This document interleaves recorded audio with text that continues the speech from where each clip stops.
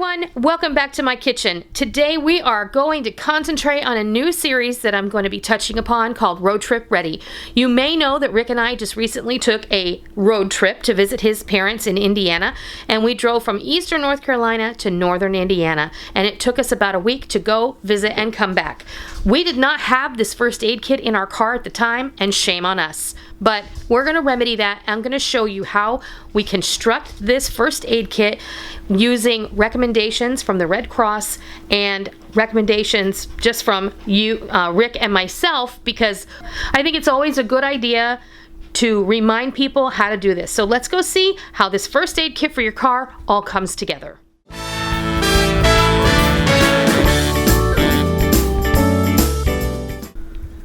Alright, so I'm going to go over all of the items that we chose to put in our first aid kit. And we're going to be keeping this in the trunk of our car, and it's our family car. We also have a truck, but the trunk of the car is probably where this is going to live. Now, I will start out by saying we purchased all of these items new today. We went to Walmart and we bought all of these things except for a couple that I already had on hand. Which being the N95 face masks, as well as these instant cold packs that I've had for a long time in my first aid storage. So those are things that you can add to or take away from. And also I already had the rubber gloves on hand. So those are just things we had. We're going to toss in here, and you may add to or take away from depending on your needs for your particular family or your particular situation. One other thing that I wanted to say too is the first aid kit isn't always just going to be for you. If you encounter an accident on the road, if you come upon a situation where someone requires help and you're waiting for first responders to show up, it's always a great idea to have something like this on hand to be able to help where you can. Always make sure that you have the knowledge to do that, so don't go moving someone who apparently has a neck injury because you may injure them further. And if you don't have the knowledge and the know-how to use these things, maybe somebody else on the scene does. Right, but don't leave them. Make sure that you're there to help them, comfort them, and tend to them in the event that you don't have the experience, but you can still provide moral support and comfort, because we're all in this together, and if we don't help each other, then why are we really here? You could save somebody's life. It's true, absolutely. The first thing we went looking for was a container to put our first aid kit in. Now, again, depending on what you're going to put in yours will depend on the size that you need. I am one who decides that it's always better to have one that's a little bit larger than you might need, because you never know what you might be adding to the box. So we got one of these. It was $6. It's just a plastic file box with a handle. It has a handle on the top. It's easy to grab and pull out of your trunk and use when you need to. This is important to Rick, and also I thought a tarp or a lightweight shower curtain. This is very inexpensive. These are about $3. If you have to pull over on the side of the road and change a tire, or you're having some problems and you need to get under your vehicle, or you need ground cover for some reason, if you need to help someone who needs to lay flat on their back, this is a great thing to have on hand. Or if it's pouring down rain, you can cover yourself up while you're changing the tire. Right, you can use this as a poncho. Exactly. So that's going to go right in the bottom of my kit. The next thing we have are disposable gloves. I have 12 pair here, and I'll show you how I prep them. There's 6 pair in each of these sandwich bags, and I'm just going to stick those in the box, but I wanted to show you how I prepared these. I laid these flat in pairs, the best that I could, one on top of the other, and then I kind of folded them down in half with the fingers down and then the thumb in, and then I rolled it like this. It kind of pulls all the air out of the inside, and then I just put it inside the sandwich bag, and then when the sandwich bag was full, I pressed all of the air out of it and I sealed it. This way, when you reach into the bag, you're pulling out a pair of gloves instead of fumbling through, if you just shoved 12 gloves in there, they're all going to tangle up together.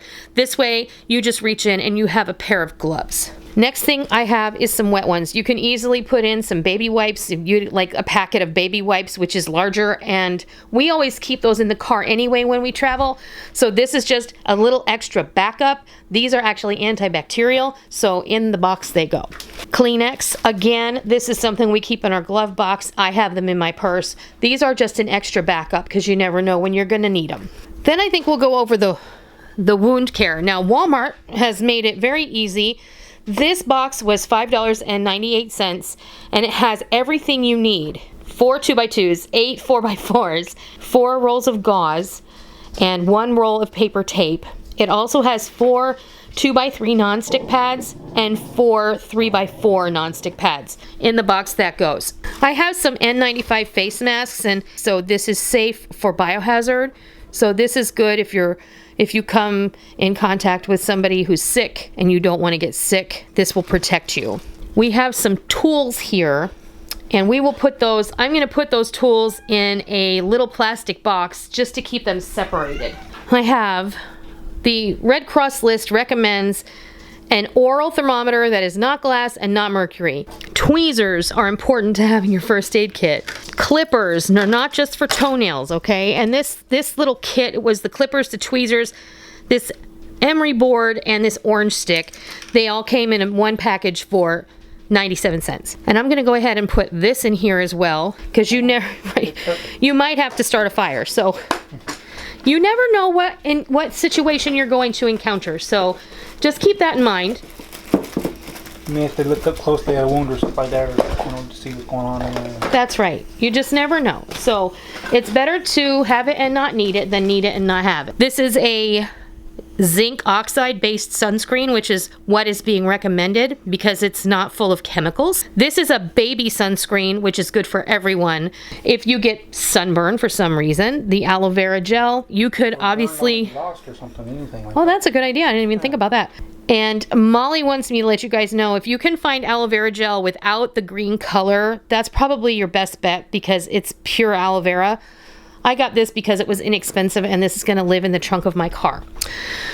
I got a bottle of 91% alcohol. This is good for sterilizing your hands. Those plastic gloves are not sanitary gloves. They're just plastic gloves. So when you put those on, if you need to treat someone, you're going to want to rinse your gloved hands with this, and that will sanitize them. We also got this awesome little spray bottle with hydrogen peroxide in it. This is awesome if you have to tend to scrape a cut or a wound. We also picked this up, but then I'm going to show you something else. This is like a deep woods insect repellent, which is a great thing to have on hand. But honestly, I prefer this homemade version. This is made with all natural essential oils and witch hazel. If you would like to see a video on how to make this, Molly and I will be so happy to do that for you. Leave a comment down below and we will fix up a video on how to make this awesome homemade essential oil all natural insect repellent that really works. And then I have a couple of ice packs. These are instant cold packs. These are the kind that you kind of snap and then they get instantly cold.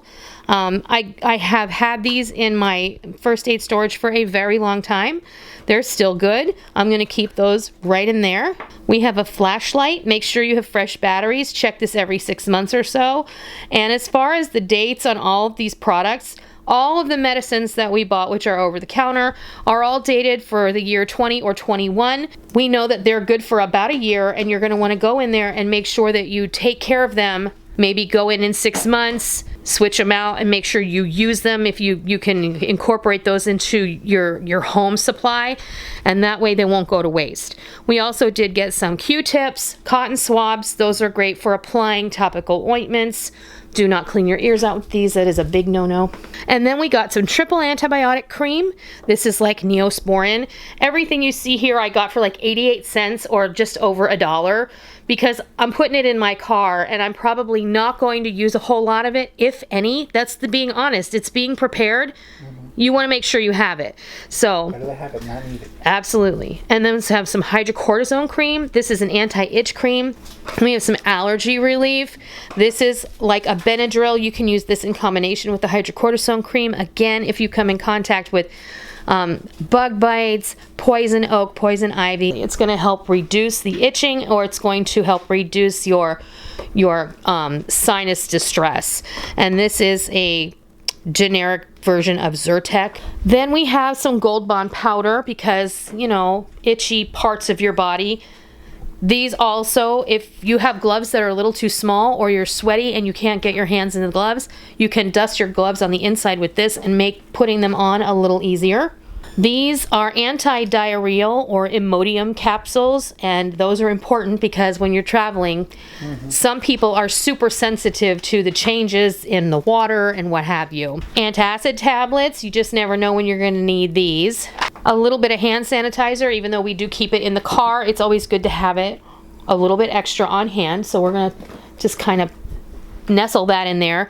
We have a variety of different over-the-counter medications. 3 different pain relievers. I have an aspirin, an ibuprofen, and an acetaminophen. So we've got like Bayer, Motrin, and Tylenol. Those are all going in there. And then we've got stomach relief. So we've got like a generic Pepto-Bismol capsule, and we have a generic Gas-X capsule. And now all you have to do is clamp the lid on, and your first aid kit is ready to go in your car. And whoops, don't forget your scissors. Put those right on top. So that is how you make a first aid kit for your car. I hope that you learned something. I hope that this was helpful. If you liked the video, please consider giving me a thumbs up. And if you're new here in our kitchen and this is the first of our videos you've come across, welcome. It's always a pleasure to welcome new friends. Please be sure and hit the subscribe button. And as always, if you are a tried and true member of the Noreen's Kitchen family, be sure and hit the bell notification button down below, because we don't want any of you to miss out on all the real food for real people, real easy recipes that we present all the time. And ideas. Right here on our YouTube channel and straight from our kitchen. So I hope that you will go and be encouraged to create a first aid kit for your car sometime soon, because it's so important. And I hope you have a safe and wonderful summer that is free from all kinds of horrible things. So I hope that you'll stay tuned. I hope you'll come back and visit us. And until next time, I'll see ya.